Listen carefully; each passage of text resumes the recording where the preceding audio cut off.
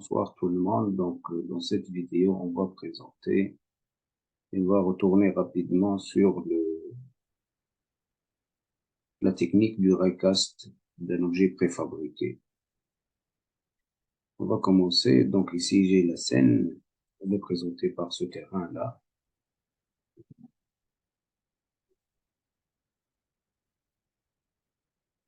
Voilà, j'ai ce terrain et j'ai le FPS qui est placé dans cette scène. OK? Le champ de vision du FPS est dans cette direction. Donc ici, je vais placer dans le champ de vision du FPS le AK-47 que j'ai importé du dataset que j'ai dans mon PC. Donc ici, c'est le AK-47. Donc je clique deux fois sur le AK-47, c'est celle-là, sur laquelle je vais mettre la texture du A7, du A47, le K47. Ici, donc, je vois très bien l'arc. Elle est dans le champ de vision du FPS. Elle est bien dans le champ de vision. Donc, je vois ici très bien dans la fenêtre game qui existe dans le champ de vision du caractère, du FPS. Ici, je vais la retourner de 90 degrés sur l'axe des Y. Donc, je vais mettre 90 ici.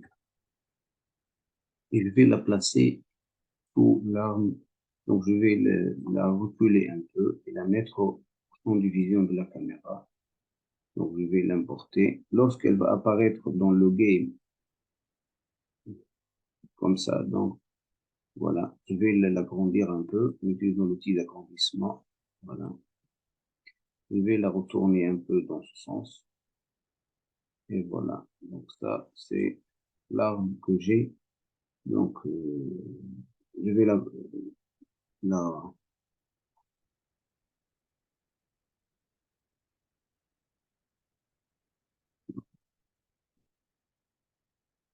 et après la fin de la mise en forme de l'arme dans la scène, donc je vais la glisser sous la caméra du FPS ici. Donc, je vais la glisser sur la caméra du FPS. Lorsque le FPS va se déplacer, elle va se déplacer avec. Après cette étape, donc je vais placer un game object empty à la sortie du AK-47. Si je clique sur le AK-47 et à la sortie du AK-47, c'est le point de tir. Donc je vais mettre un game object empty, create empty, qui va être à ce niveau-là, à la sortie de l'arc. Donc ici, c'est à la sortie de l'arc. Si je vais mettre sur l'axe des règles, c'est bon. Je vais le retourner quand même un peu pour avoir la même direction que l'arc. Voilà. Vous pouvez le voir comme ça. Je vais mettre selon l'axe X, il est un peu au-dessus.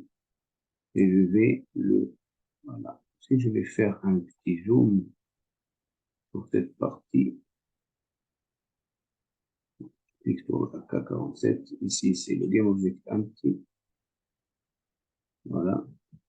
Donc, voilà. Donc, je vais voir s'il est bien positionné ou non. Donc, il est bien positionné. Donc, ici, je l'appelle, c'est le point de tir. Ça, c'est le point de tir. OK? Et puis, je vais glisser ce point de tir dans l'arme AK-47.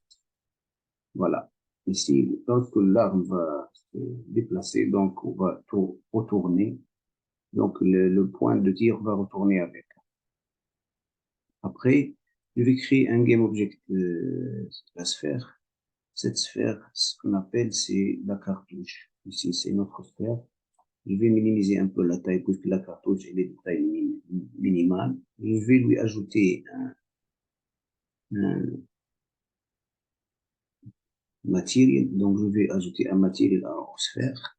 Donc, ici, j'ai choisi le material rouge à la sphère. Voilà.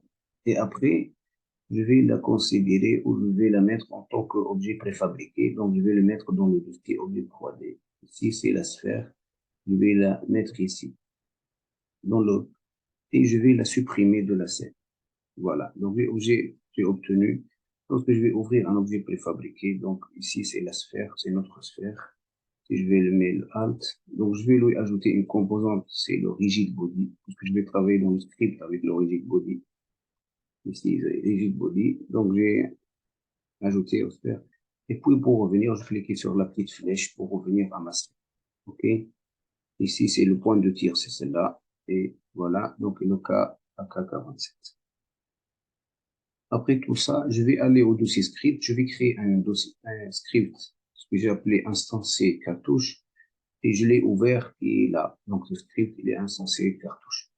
Donc j'ai des variables à définir. Bien sûr, c'est avant la fonction start. Donc je vais définir une variable public de type, elle est du type rigid body et je vais l'appeler, par exemple, je vais la considérer non cartouche, par exemple, point virgule. Et je vais définir une variable de type float, c'est ce qu'on appelle je vais l'appeler tier force et le type force, je vais la mettre par défaut à 1000.0f et après je vais tester et peut-être je vais la modifier après. Dans la fonction update, je vais créer, je vais mettre un test if input.get button down. Je vais agrandir un peu pour que ça sera clair. Get button down. Voilà. Fire1. Fire1, c'est le bouton gauche du souris. Fire1. Lorsque je clique sur donc, il y a des cartouches qui vont être créées, qui vont être créées à partir de l'objet préfabriqué. Donc, ici, je vais définir une rigid body. Donc, les objets que je vais créer, quand même, ils sont des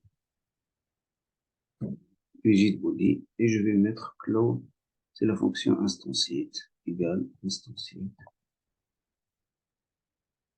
instanciate, entre parenthèses. Je vais faire l'instanciation du cartouche que j'ai déclaré tout à l'heure. Et je vais préciser le transfert. Je vais voilà, minimiser un peu. Transform.position et virgule transform.rotation. Rotation. OK. Point virgule. Et ici, je vais donner une force au clone, ou l'objet cloné. Donc, je vais donner c'est clone.addForce. Je vais donner la direction transform.forward.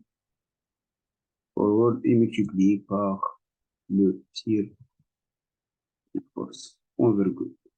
Voilà, ça c'est tout le script de l'instanciation des objets préfabriqués. Donc je vais mettre CTRL-S et je vais aller à Unity. Donc si je vais aller à Unity, donc le script, je vais le mettre sur le point de tir que j'ai créé. Le empty, c'est le point de tir. Voilà, ça c'est le point de tir. Donc le script, c'est celui-là. Je vais vérifier est-ce que les modifications ont été prises en compte ou non. Donc le point de tir. Et je vais mettre le script là-dessus. Il m'a dit qu'il y a la cartouche non rigid body. Donc, je vais draguer l'objet 3D, l'objet préfabriqué, la sphère. Je vais le draguer dans ce champ-là. Et après, je vais tester est-ce qu'il y a une instanciation des objets préfabriqués ou non. Si je clique sur Fire1, voilà, il y a l'instanciation des objets préfabriqués. OK? Voilà, il y a l'instanciation des objets préfabriqués à partir de là. OK? Après, je vais ajouter le sound. Le sound, c'est une composante que je vais la déclarer en tant que audio source. Audio source. Je vais l'appeler AS.virgule. Et ici, je vais déclarer une nouvelle composante puisque je vais l'ajouter au object empty, le point de tir. Get component.